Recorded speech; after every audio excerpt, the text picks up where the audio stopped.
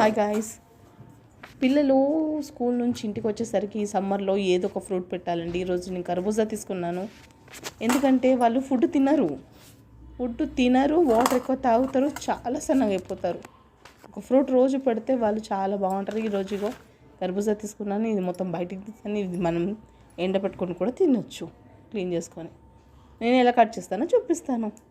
ఏంటి మీరు గొప్ప అనుకోకండి, పెడుతున్నాను చూడండి అంతే. మీ పిల్లలకు కూడా ఇలా రోజు ఒక ఫ్రూట్ పెట్టారంటే వాళ్ళు కూడా అన్నం తినరు కదా.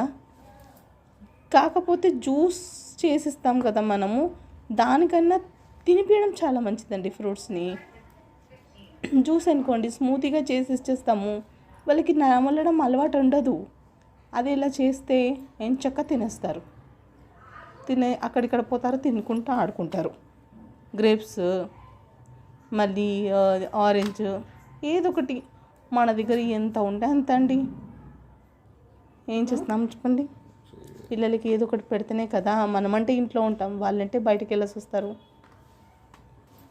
ఇలా నేను పీసెస్గా చేసుకొని పెడతా. ఎప్పుడు ఇంతే అండి, చిన్నగా స్లైసెస్లా కట్ చేయను. ఇలానే పొడుగ్గా కట్ చేసేసి కొంచెం షుగర్ వేసేస్తే ఒక్కొక్కటి తినేస్తారు.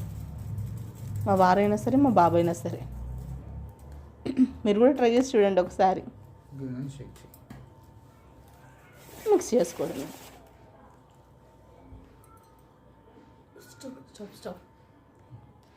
ఆరు తింటున్నారు చూడండి. Okay guys, bye.